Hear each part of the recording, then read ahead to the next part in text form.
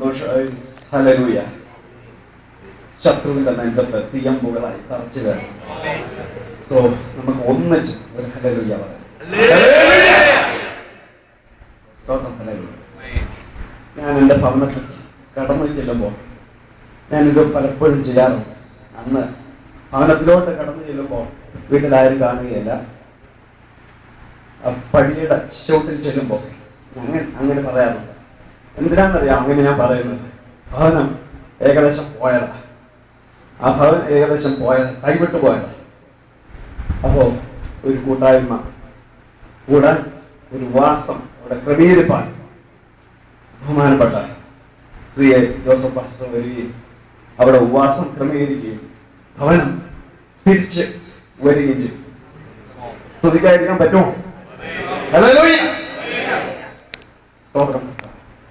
ഒരുക്കിക്കൊണ്ട് ദൈവസന്നിധിയിൽ നിൽപ്പാൻ ദൈവം ഭാഗ്യം തന്നതിനായി സ്തുതിക്കുന്നു. നിൽക്കുന്നത് ശക്തിയാലല്ല, ബുദ്ധിയാലല്ല, ദൈവത്തിന്റെ ആത്മാവിന്റെ ശക്തി. കഴിവും പ്രാപ്തിയൊന്നും പുരാനില്ല.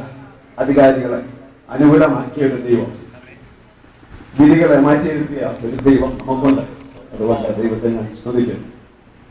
വീണ്ടും ഒരിക്കൽ കൂടെ ദൈവ മക്കളുടെ സന്നിധിയിൽ നിൽപ്പാൻ ദൈവം ഭാഗ്യം തന്നയോർക്ക് സ്തുതിക്കുന്നു. യാത്രയിലെല്ലാം ഉടനെയോ ദൈവത്തിന്റെ സാന്നിധ്യം അനുഭവിപ്പാൻ ദൈവം തമ്മിലാണ് ഇടയാക്കി. ഫ്ലൈറ്റും കാര്യങ്ങളെല്ലാം കൃത്യസമയത്ത് എത്തുവാൻ ദൈവം മുഖാന്തരങ്ങളെ ഒരുക്കി. അഞ്ചിയുടെ പങ്കെടുക്കുവാൻ തക്കോണം ദൈവം സഹായിച്ചു. അതിനായി ദൈവത്തെ സ്തുതിക്കുന്നു, മഹത്വപ്പെടുന്നു.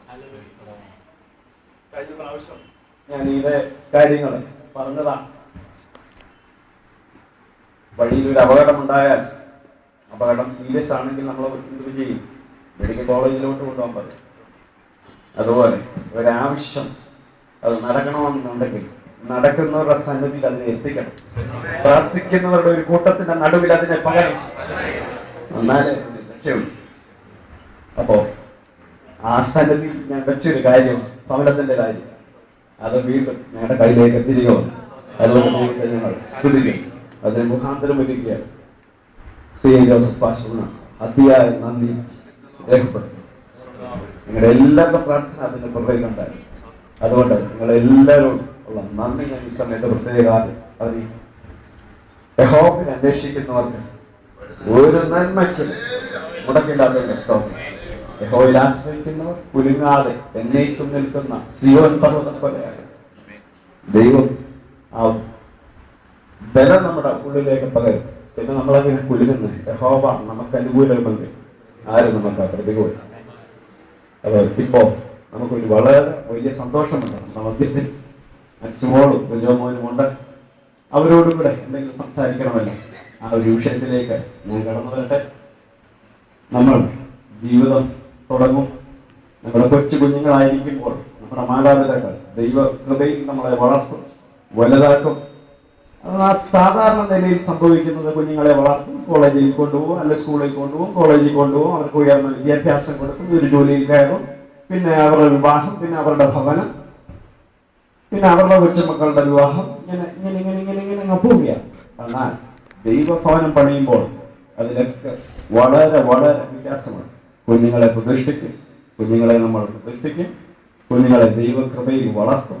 ബാലം നടക്കേണ്ടുന്ന വഴി അവനെ അഭ്യസിപ്പിച്ചാൽ അത് വൃദ്ധനായ ആ രീതിയിൽ നമ്മൾ കുഞ്ഞുങ്ങളെ വളർത്തും. അത് കഴിയുമ്പോൾ അവരുടെ വിവാഹ ജീവിതം അല്ലെങ്കിൽ ഭവൻ പണിയുന്നു അല്ലെങ്കിൽ വിദ്യാഭ്യാസവുമായിട്ടുള്ള ബന്ധത്തിൽ നമ്മൾ മുന്നോട്ട് പോകുമ്പോൾ കുഞ്ഞിന് മനസ്സിലാവും യഹോവ ഭക്തി ജ്ഞാനത്തിന്റെ ആരംഭമാണ്.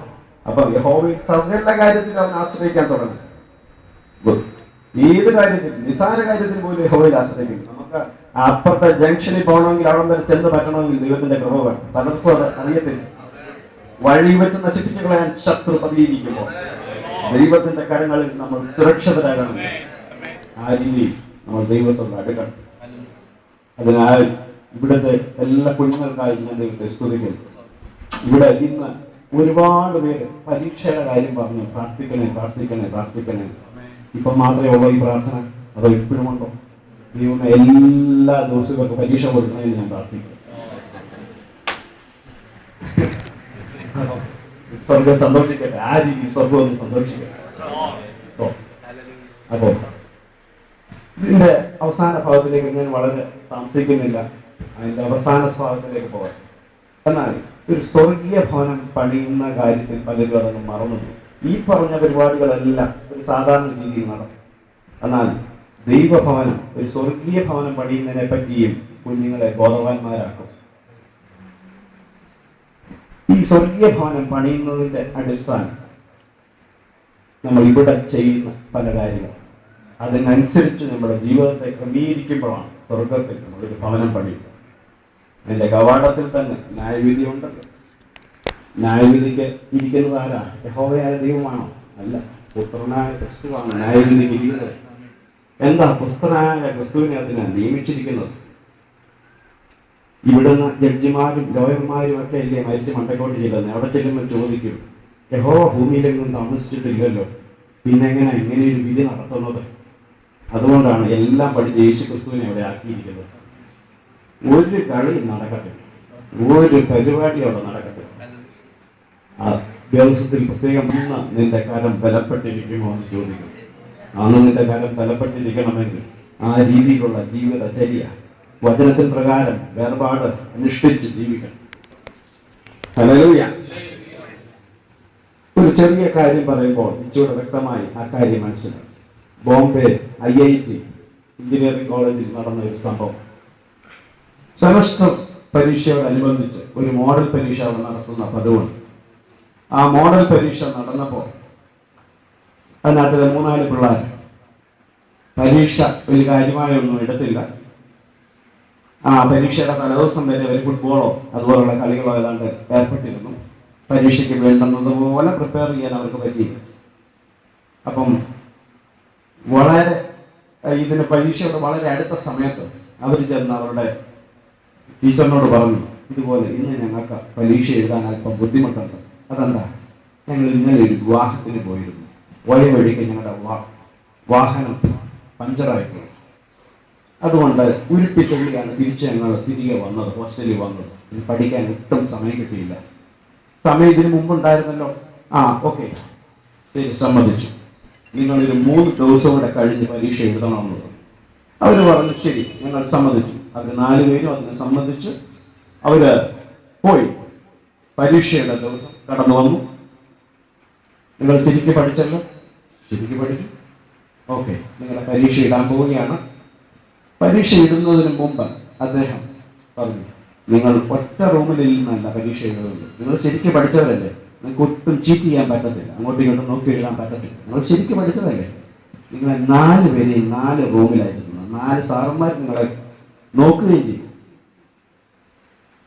ഓക്കെ, സമ്മതിച്ചു. കാരണം ശരിക്കും പഠിച്ചിട്ടുണ്ടല്ലോ, സമ്മതിക്കുന്നതിന് എന്താ കുഴപ്പം?